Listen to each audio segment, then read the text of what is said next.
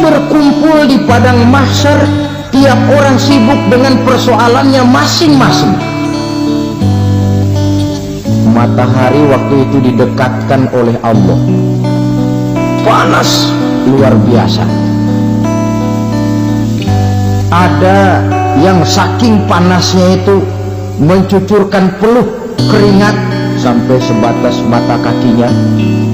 Ada yang keringatnya sampai sedengkulnya, ada yang keringatnya sampai sepusatnya, ada yang keringatnya mengalir sampai sebahunya, ada yang kelelap oleh keringatnya sendiri, sementara orang di sampingnya nggak apa-apa. Bergantung lagi amalan dia waktu di dunia ini. Saudara-saudara, sebagian orang dalam kepanikan padang mahsyar berombong-rombong datang mereka menghadap Nabi Adam. Ya Adam, anta abal bashar. Hai Adam, Tuhan adalah bapak moyang manusia. Kami sebentar lagi akan disidang, dimintakan pertanggungan jawab. Tolonglah kami, hai Adam. Kata Nabi Adam, jangankan nolongin sampean, saya sendiri tanggung jawab di hadapan Allah ketika dulu tidak boleh makan huldi, saya serobot. Sudahlah, urus diri masing-masing saja, nafsi-nafsi.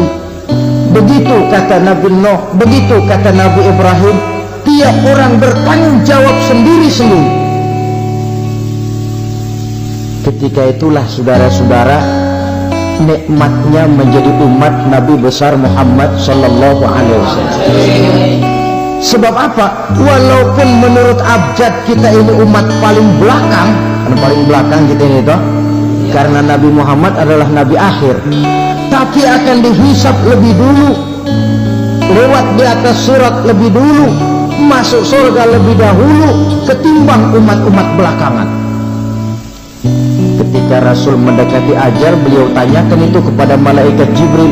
Malaikat Jibril berkata, Muhammad jangan khawatir, Allah sudah berjanji, inni haramtul jannata ala sairil anbiya hatta tadkhulaha anta wa haramtuha ala sairil umami hatta tadkhulaha ummatuka. Surga aku haramkan buat seluruh nabi kecuali kalau engkau Muhammad sudah masuk ke dalamnya, dan surga aku haramkan buat seluruh umat kecuali kalau umatmu Muhammad sudah masuk ke dalamnya. Logikanya, walaupun menurut abjad kita umat paling belakang, bakal dihisab paling dulu, lewat di atas sirat paling dulu, masuk surga paling dulu, kalau mampir ke neraka juga paling ya resiko. Jangan mau enaknya aja paling dulu. Saudara hadirin yang saya hormati, setelah masa kebangkitan itu jangan dikira begitu bangkit langsung diperiksa, masih menunggu menanti ribuan tahun perhitungan padang mahsyar untuk sampai kepada proses yang disebut yaumul hisab, hari perhitungan. Seorang demi seorang bakal dipanggil. Bayangkan saja, yang kita se-RT saja di absen, kadang-kadang perlu waktu lama. Ini manusia sejak zaman Nabi Adam sampai datang hari kiamat, satu demi satu disidang di hadapan Qadhi Rabbul Jalil. Status sosial copot sudah waktu itu. Yang pernah jadi hartawan di situ tidak lagi kelihatan kehartawanannya. Yang pernah jadi jenderal tidak lagi dipanggil jenderalnya. Yang ustadz tidak lagi dipanggil al-mukarramnya. Seluruh status sosial selesai.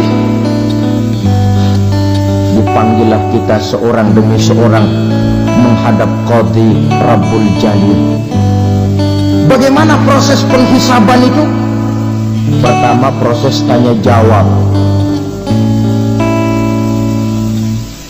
Di antaranya ada hadis menyatakan, lan tazula qadama 'abdin yaumal qiyamah hatta yus'ala an arba'i khisalin.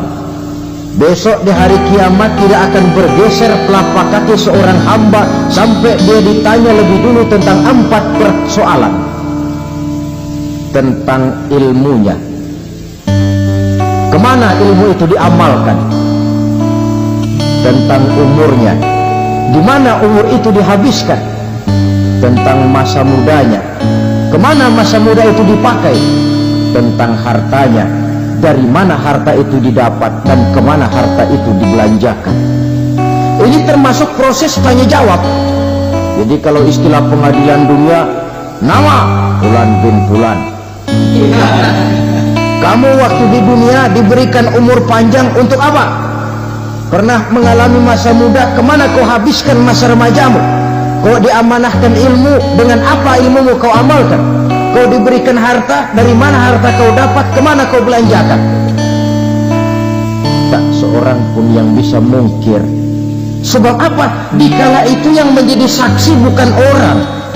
Yang menjadi saksi adalah seluruh anggota badan kita.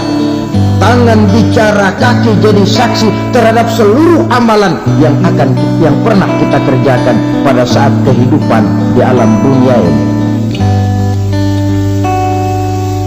Selesai proses tanya jawab, lalu diperlihatkan buku catatan kita waktu hidup di dunia ini. Jangan lupa Allah itu menyiapkan 2 superkomputer kepada kita. Sebelah ditempelin sebelah kanan, yang sebelah tempelin di sebelah kiri. Komputer itu namanya Raqib dan Atid, 2 malaikat yang apabila baik kita lakukan, refleks saja akan menulis kebajikan kita. Jahat kita kerjakan akan tertulis. Catatan itu nanti diperlihatkan kepada kita. Waduh, alangkah malunya pada saat diperlihatkan catatan kita, buku rapor kita merah melulu. Barangkali diperiksa sambil diomelin, brengsek lo. Buku merah melulu begini bagaimana waktu hidup di dunia? Tidak cukup diperlihatkan buku catatan kehidupan, rekaman kehidupan. Rekaman kehidupan kita secara utuh sejak terlahir sampai ajal datang merenggut nyawa. Barangkali mirip dengan video sekarang ini, di mana terekam dengan baik seluruh kegiatan kita sejak yang sekecil-kecilnya sampai kepada yang sebesar-besarnya. Untuk kemudian kita pun menerima balasan. In khairan fa khairun wa in syarran fa syarrun. Kalau baik ya baik balasannya, kalau jahat ya jahat juga balasannya. Catatan-catatan kita diberikan. Kalau banyak kebajikannya diberikan di tangan kanan dengan cara yang halus. Kalau banyak kejahatannya diberikan dari sebelah kiri atau dilempar dari belakang. Itulah sebabnya sejak di dunia ini kita sudah mohon kepada Allah. Ketika berwudu membasuh tangan kanan, apa kita bilang? Allahumma a'tini kitabi biyamini wa hasibni hisaban yasira. Ya Allah, berikan saya kitab di tangan kanan, dan kalau saya memang perlu dihisab, hisablah saya yang seringan-ringannya. Tangan kiri berlindung kita kepada Allah, jangan sampai diberikan kitab di tangan kiri atau dari arah sebelah belakang. Wa a'udzubika an tu'tiya kitabi bishimali aw min wara'i zuhri, dari arah sebelah belakang. Na'udzubillah.